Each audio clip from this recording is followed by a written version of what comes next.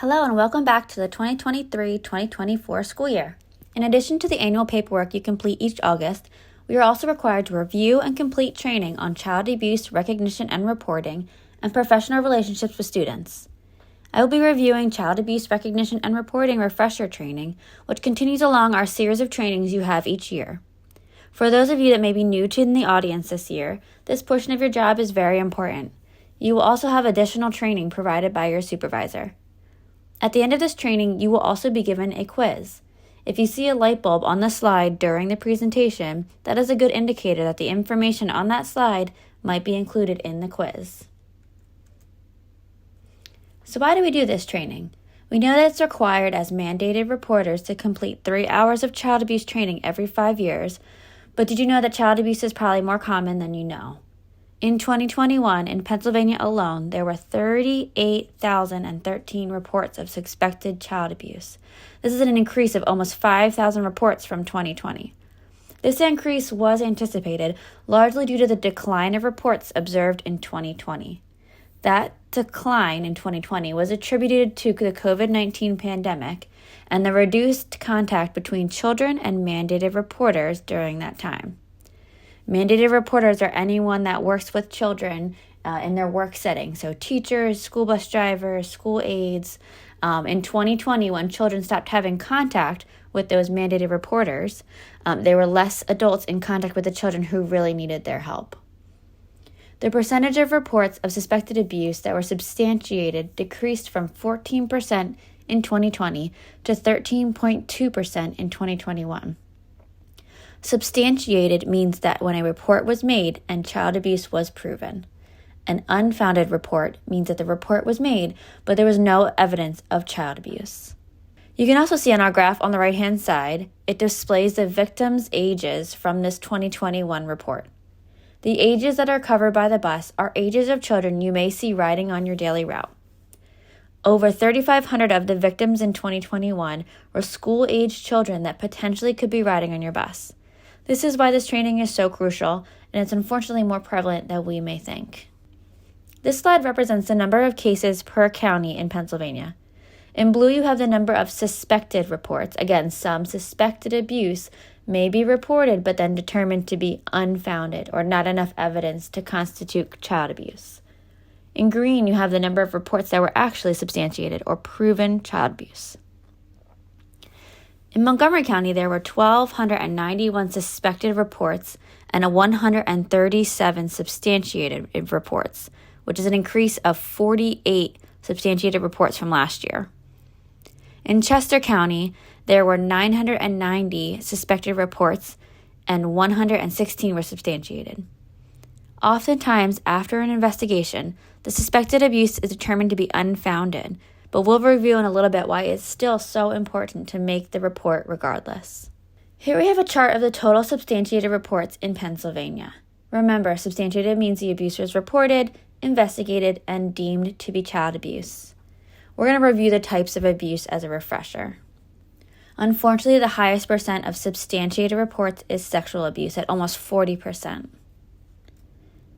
The next highest category is physical abuse, which would be punching, kicking, burns.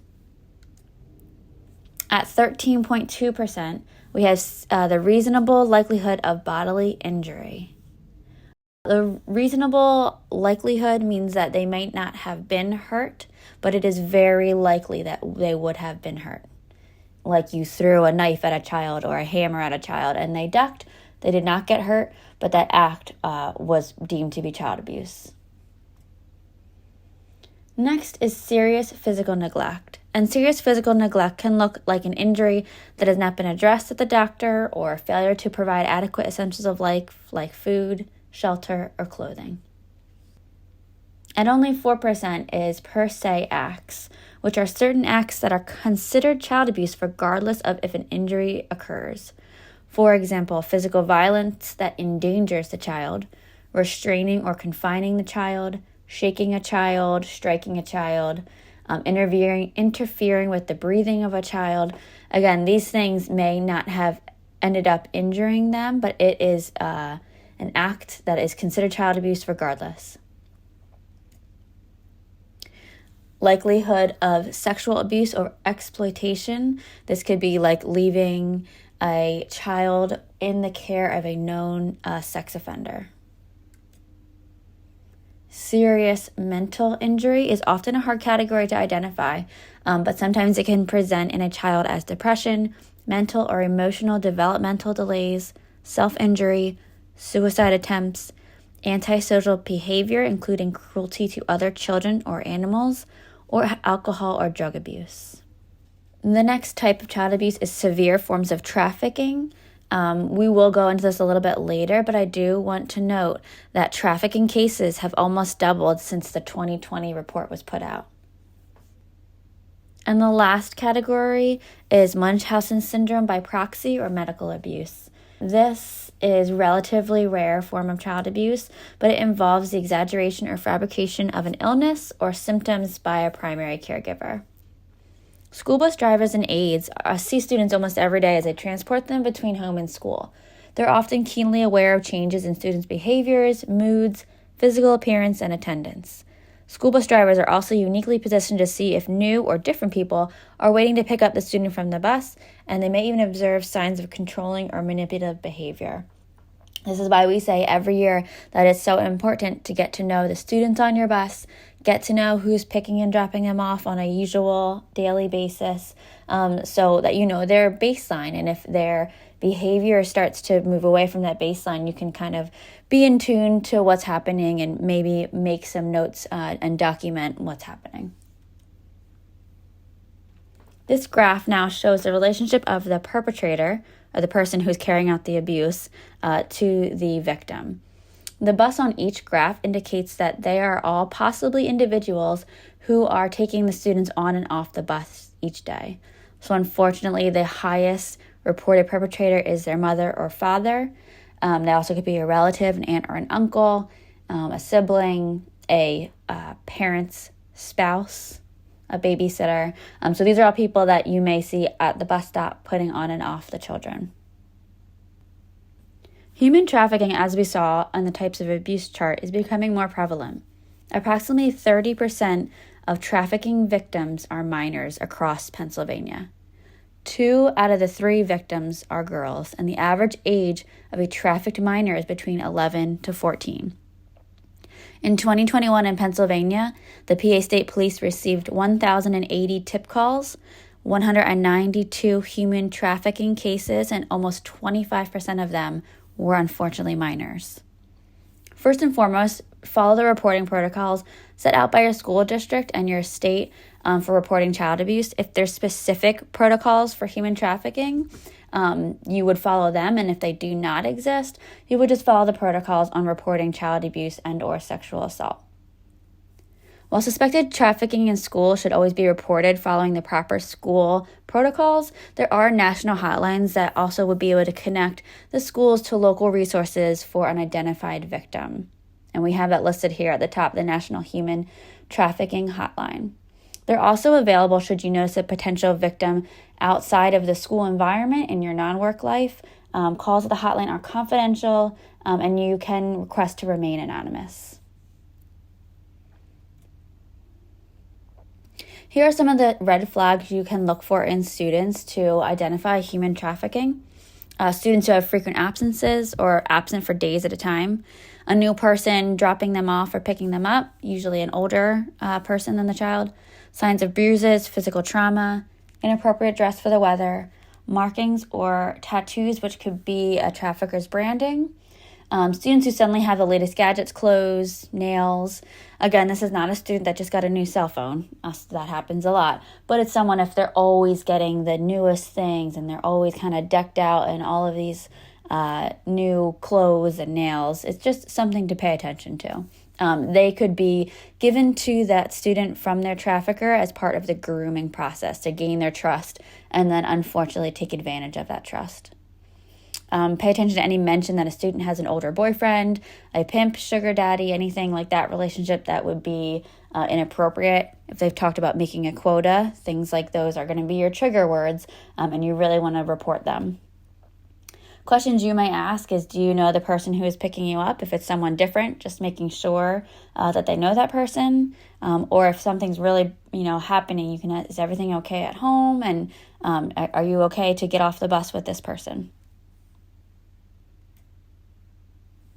Something that has been going around social media that you may have seen is the signal for help. The signal for help, or the violence at home signal sign, is a single-handed gesture that can be used over by an individual to alert others that they need help and they're in a bad situation. Or if you see this symbol, you need to get help immediately. Open hand, thumb across your palm, and close your four fingers into a fist. Your hand is up like this, then you tuck your thumb in and all four fingers over that thumb and back and forth. A motorist notified our 911 dispatch center that he had observed a young lady in a passenger car, that she appeared to be in distress, and that she was giving the TikTok signal to him that she was in distress and had a fear for her life. We positioned ourselves along the interstate at exit 41, about 9 miles from that location. And our detectives even said that they looked in and the female was still giving that signal, which we didn't even know what it meant. We do now. And we conducted a traffic stop by boxing the vehicle in. I got the 16-year-old missing person female out of the vehicle safely and arrested the driver, a 61-year-old male from the same town that this young lady was from. That application on TikTok, that hand gesture was everything. Had that not been transmitted by the young lady, had there not been someone out there that knew how to interpret what she was doing, then who knows, we may not have had a good resolution on this. And maybe this will be a good thing, because this story has went national, and we think that motorists and law enforcement agencies nationwide should be aware of this and know what this signal means. And I think it can be quite useful in the future. If someone has shown you the signal for help sign, what should you do? If it's an emergency, call 911, obviously. If you're able to help the victim and ask them, are you in danger? Do you need help? But oftentimes, if you see this would be a great signal that you should tell your compliance officer that you may think that something is happening.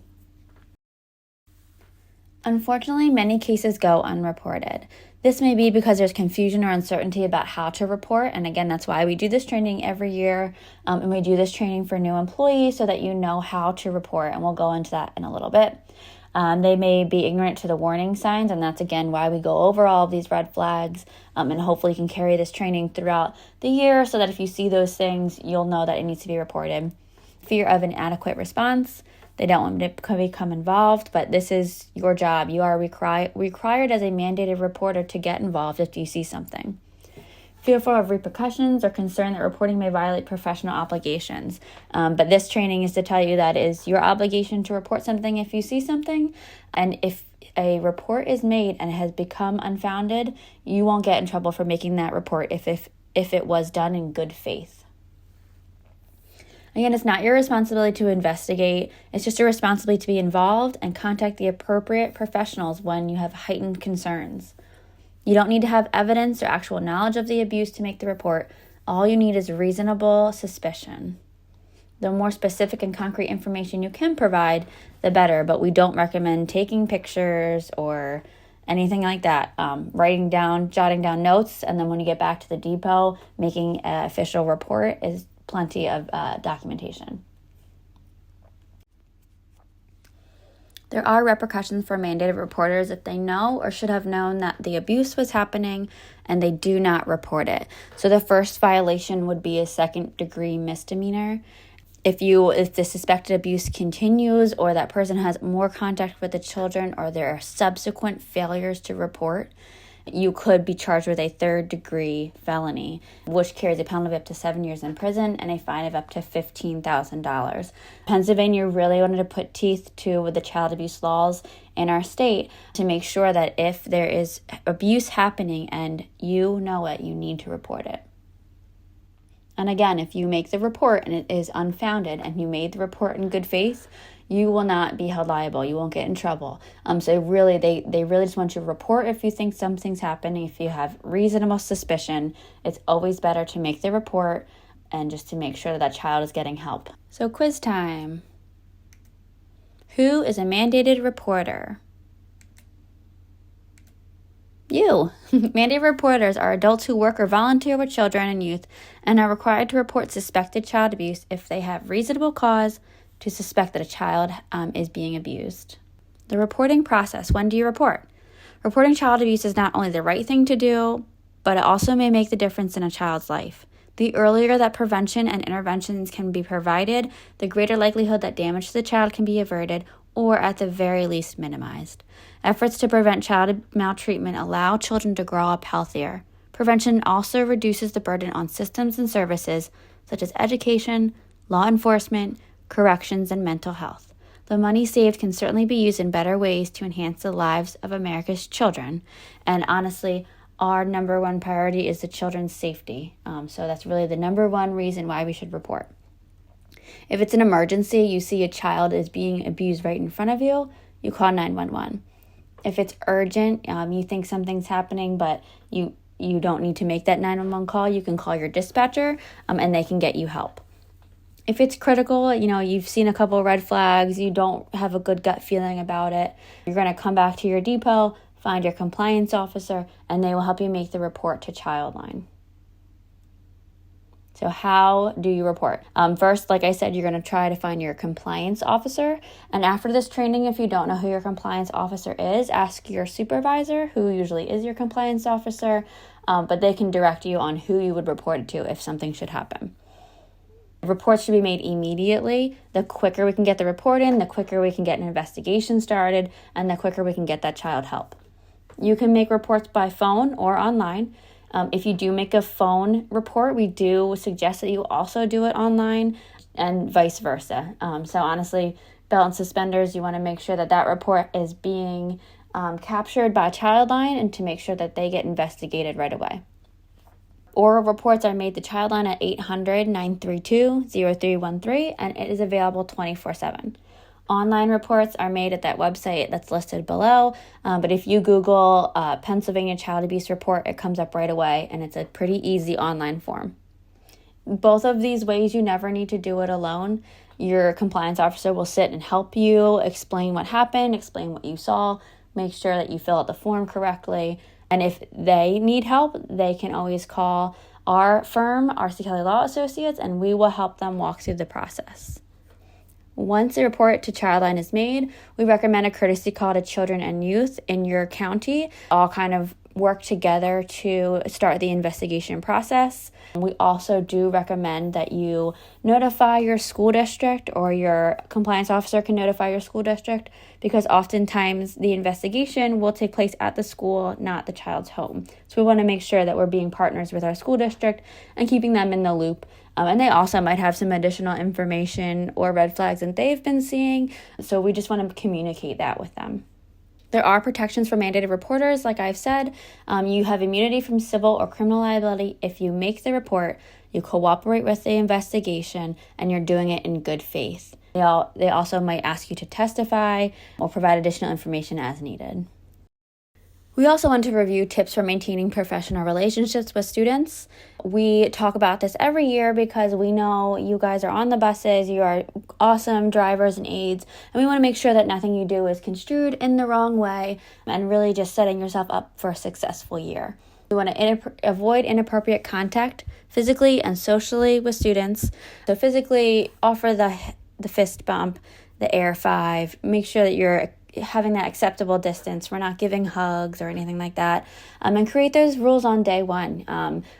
Some of the littles, may want to give you hugs, but I love air high fives, or I love fist bumps. Let's do that. Socially, obviously, we always recommend no social media, no texting, no phone number. Don't share things. You have plenty of people you can be friends with at your company or outside of work. We really don't need to be having these kinds of relationships with the students on our bus. We also want to make sure that we're having appropriate relationships with the students. Be kind but firm. Again, set those rules on day one so they know what to expect from you and what to do when they're on the bus.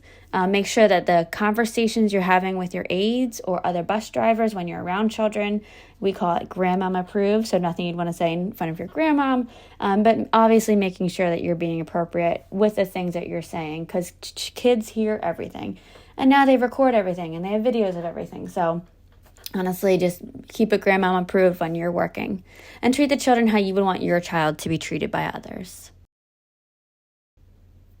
In our last portion, we did want to talk about some good drivers and bad drivers, because a lot of these things we talk about, we always, hear drivers say that I would never do that. Well, that's crazy, but it's out there, it's happening, and this is why we do this training, to make sure that you guys are on the right side and you're going to have a great school year. So you can see these are all from 2023. A school bus driver was arrested for distributing marijuana vape pens to students. He was bringing them to this 13-year-old. The 13-year-old was then distributing them at school, and obviously you cannot do that. So the driver was charged with aiding and abetting a minor. He hasn't gone to trial yet, but he could face up to 22 years in prison.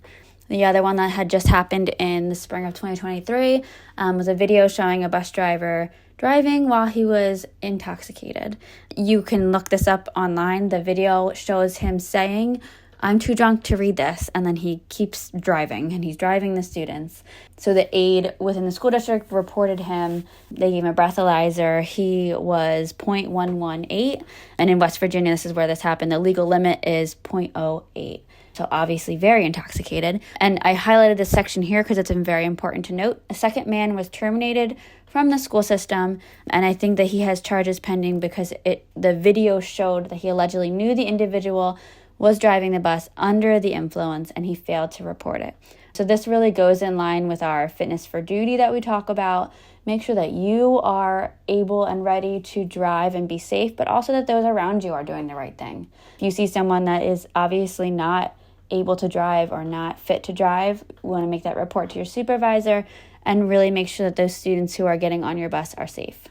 And we do want to share a wonderful couple of drivers. This driver here, and I've seen a couple of these actually, the door opens and the car drives back, and she pulls his shirt back to save him from getting off the bus and getting hit by a car.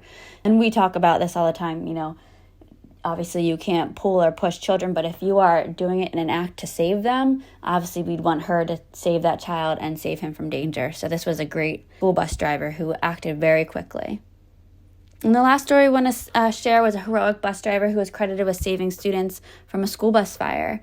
The driver acted quick using their evacuation training that they've done, and they got everyone off safely. There was no injuries, and the students were on a different bus and sent home shortly after. So this bus driver really used her training of evacuation drills, really got those students off the bus and made sure everybody was safe. Thank you to everybody for always putting your students' safety first and digesting this information that we review each year to make sure that you're prepared for the school year.